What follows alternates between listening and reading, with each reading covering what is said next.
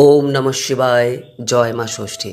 বন্ধুরা, পরিবার ও সন্তানের কল্যাণ কামনায় প্রত্যেক বছর চৈত্র সংক্রান্তির আগের দিন যে ব্রত আমরা পালন করে থাকি তাকে নীল ষষ্ঠীর ব্রত বলা হয়।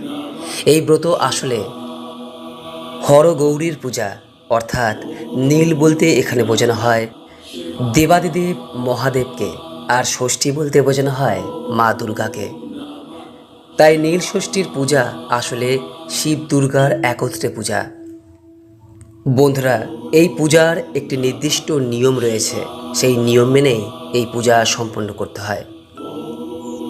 আজ এই ভিডিওর মাধ্যমে আপনাদের সামনে আলোচনা করব যে নীল ষষ্ঠীর পূজা যদি আপনি করতে চান তাহলে এই পূজা কিভাবে সম্পন্ন করবেন, কোন উপকরণ ছাড়া এই পূজা অসম্পূর্ণ থাকে, এই পূজার সময় কি খেতে পারবেন কি খেতে পারবেন না, পূজার পরই বা কোন খাবার গ্রহণ করা প্রয়োজন, এবং সর্বোপরি নীল ষষ্ঠী পূজার সর্বপ্রধান বিষয় অর্থাৎ যে নীলের বাতি প্রজ্বলন করতে হয় সেই বাতি কখন প্রজ্বলন করবেন এবং কীভাবেই বা প্রজ্বলন করতে হয়, এই সমস্ত কিছু বিষয় এই ভিডিওতে আপনাদের সামনে বিস্তারিত আলোচনা করব। আশা করি দর্শক বন্ধুরা এই ভিডিওটি আপনাকে সমৃদ্ধ করবে। নমস্কার দর্শক বন্ধুরা, অমৃত কথা এই চ্যানেলে জানাই আপনাদের সুস্বাগতম। ভারতীয় দর্শন, শাস্ত্র এবং বিভিন্ন দেবদেবীর পূজা অর্চনা পদ্ধতি এই চ্যানেলের মূল আলোচনার বিষয়বস্তু। বন্ধুরা, নীল ষষ্ঠীর পূজা যদি আপনি করতে চান তাহলে নীল ষষ্ঠীর পূজার আগের দিন আপনার সর্বশেষ আহারটি অর্থাৎ যে রাত্রিকালীন খাবারটি গ্রহণ করবেন সেটি অবশ্যই নিরামিষ হওয়া বাঞ্ছনীয়, এবং পরের দিন অর্থাৎ নীল ষষ্ঠী পূজার দিন সম্পূর্ণ উপবাস রেখে সন্ধ্যার সময় এই পূজা সম্পন্ন করতে হয়। বন্ধুরা, এখানে সম্পূর্ণ উপবাস বলতে বোঝানো হয়েছে নির্জলা উপবাস, অর্থাৎ জল না খেয়ে এই পূজা সম্পন্ন করার কথা বলা হয়েছে। মা ষষ্ঠী নিজেই নীল ষষ্ঠীর ব্রত কথায় উল্লেখ করেছেন, সংক্রান্তির আগের দিন উপোস করে নীলাবতীর পুজো করে নীলের ঘরে বাতি জ্বেলে দিবি, তারপর আমায় প্রণাম করে জল খাবি। বন্ধুরা, তাই যদি এই নীল ষষ্ঠীর পূজা আপনি সম্পূর্ণ নির্জলা করে করতে পারেন তাহলে সেক্ষেত্রে সব থেকে ভালো। কিন্তু কোনো কারণে আপনি যদি তা করতে সক্ষম না হন তাহলে সেক্ষেত্রে আপনি ফল, সাবু, ডাবের জল, দুধ বা দুগ্ধ জাতীয় খাবার গ্রহণ করেও আপনি এই নীল ষষ্ঠীর পূজা সম্পন্ন করতে পারবেন। তবে মনে রাখবেন যে কোনো অবস্থাতেই অন্ন গ্রহণ করে অর্থাৎ ভাত বা চালের তৈরি খাবার গ্রহণ করে এই পূজা করবেন না। নীল ষষ্ঠীর পূজা সম্পন্ন হয়ে যাওয়ার পর পূজার প্রসাদ গ্রহণ করে এই ব্রত ভঙ্গ করতে হয়। পূজার পর প্রসাদ গ্রহণ করে আপনি এই দিন আমিষ ভিন্ন সমস্ত খাবারই গ্রহণ করতে পারেন। বন্ধুরা, এইবার আসবো নীল ষষ্ঠী পূজার উপকরণ প্রসঙ্গে, যা ছাড়া এই নীল ষষ্ঠীর পূজা অসম্পূর্ণ। বন্ধুরা, সবার প্রথমে যে বিষয়ের কথা বলবো তা হলো, আপনারা নিশ্চয়ই জানেন যে নীল ষষ্ঠীর পূজায় 5 রকমের গোটা ফল নিবেদন করতে হয়। যদি 5 রকম ফল না পান তাহলে সেক্ষেত্রে অবশ্যই 3 প্রকার গোটা ফল নিবেদন করতে হয়, যার মধ্যে অবশ্যই যেটি পড়ে সেটি হলো বেল, বোটাযুক্ত কাঁচা আম এবং শসা। এই 3 প্রকার ফলের মধ্যে অবশ্যই অন্তত একটি ফল নীল ষষ্ঠীর পূজায় নিবেদন করতে হয়, নচেত পূজা অসম্পূর্ণ থেকে যায়। যদি সম্ভব হয় তাহলে এই 3 প্রকার ফলই নিবেদন করুন, আর সম্ভব না হলে অন্তত 1 প্রকার ফল অবশ্যই থাকা প্রয়োজন। এই 3টি ফলের সঙ্গে অন্য যে কোনো 2 প্রকার মৌসুমি ফল আপনি নীল পূজায় নিবেদন করতে পারেন, যেমন ধরুন তরমুজ, কলা, আঙুর, আপেল, বেদানা বা অন্য যে কোনো প্রকার ফল আপনি এই নীল ষষ্ঠীর পূজায় নিবেদন করতে পারেন, তবে তা অবশ্যই গোটা হওয়া প্রয়োজন। এই 5 প্রকার ফল ছাড়াও আপনি কাটা ফল প্রসাদ হিসেবে নীল ষষ্ঠীর পূজায় নিবেদন করতে পারেন। দ্বিতীয়ত বন্ধুরা,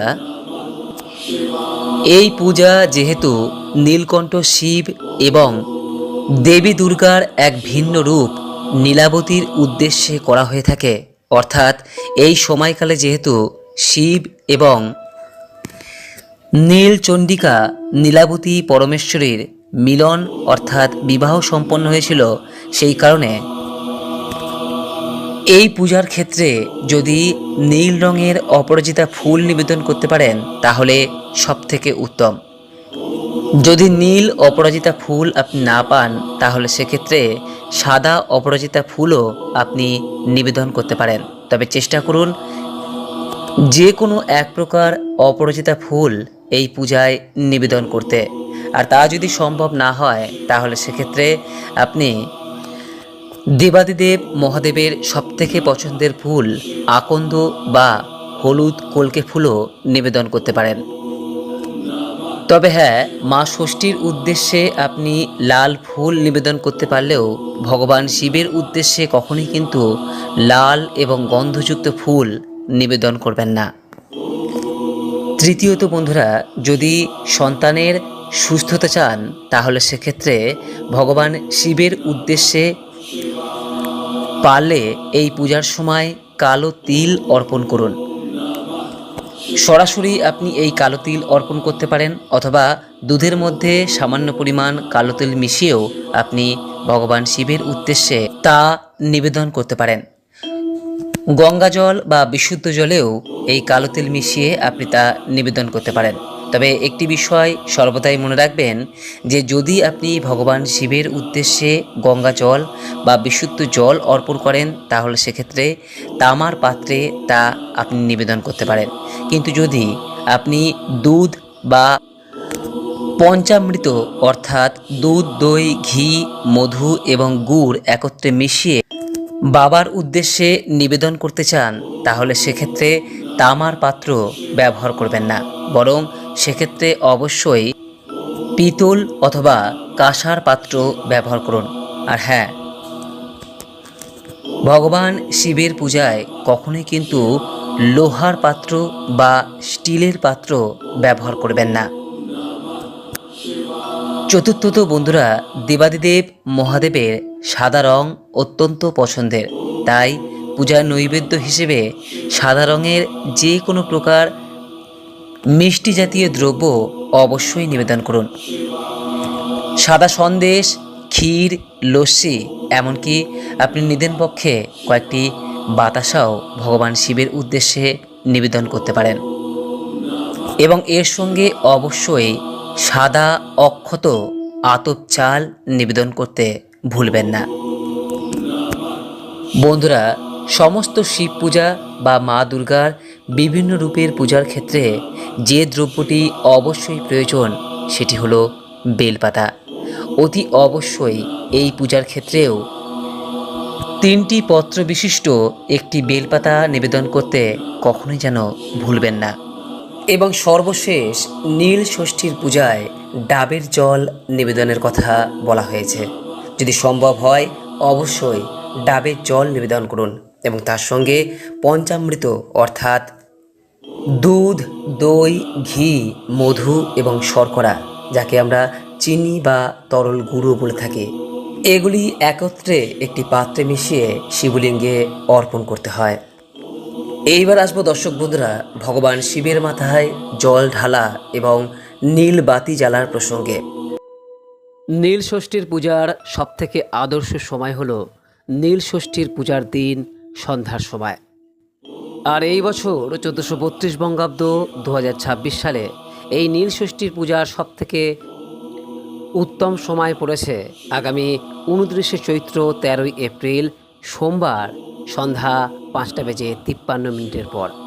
বন্ধুরা, যদি কোনো কারণে আপনি এই সময়ে নীল ষষ্ঠীর দিন পূজা করতে না পারেন তাহলে দিনের যে কোনো সময়ে বাবার মাথায় জল ঢেলে পূজা করে আপনি সন্ধ্যাবেলায় এই দিন 5:53 পর নীলের ঘরে অর্থাৎ ভগবান শিবের সামনে নীলের বাতি অবশ্যই জ্বালিয়ে আসবেন। এতেও আপনার পূজা সার্থক হবে। এইবার আসবো নীলষষ্ঠীর পূজা প্রসঙ্গে। কিভাবে নীলষষ্ঠীর পূজা সম্পন্ন করতে হয়। ভগবান শিবের মাথায় যখন জল ঢালবেন বা অন্যান্য সামগ্রী নিবেদন করবেন, তখন এই পূজার সময় অবশ্যই উত্তর দিকে মুখ করে বসে তারপর পূজা সম্পন্ন করবেন। যখন শিবের মাথায় জল ঢালবেন বা পঞ্চামৃত ঢালবেন, তখন অবশ্যই তা ধীরে ধীরে শান্ত মনে নিবেদন করতে হয়। আর যদি সম্ভব হয় এই নিবেদন আপনি দাঁড়িয়ে না করে ভালো করে বসে ধীরে ধীরে এই নিবেদন করতে পারেন। ওম নমঃ শিবায় এই মন্ত্র উচ্চারণ অথবা মহামৃত্যুঞ্জয় মন্ত্র উচ্চারণের মাধ্যমে আপনি ভগবান শিবের উদ্দেশ্যে এই সমস্ত দ্রব্য নিবেদন করতে পারেন। তবে এই সমস্ত কিছু নিবেদন করার পর যে বিষয়টি অবশ্যই এই পুজোয় করা প্রয়োজন, তা হলো ভগবান শিবের কাছে পরিবার ও সন্তানের মঙ্গল কামনার উদ্দেশ্যে একটি বাতি প্রদান করা, অর্থাৎ একটি ঘিয়ের প্রদীপ বা তেলের প্রদীপ বা নিদেন পক্ষে একটি মোমবাতি অবশ্যই কিন্তু প্রজ্বলন করা প্রয়োজন। এরই সঙ্গে একটি সুগন্ধি কর্পূর অবশ্যই জ্বালাবেন। সব শেষে নীল ষষ্ঠীর ব্রত কথাটি শ্রবণ করে ভগবানের উদ্দেশ্যে মনের প্রার্থনার কথা ব্যক্ত করবেন।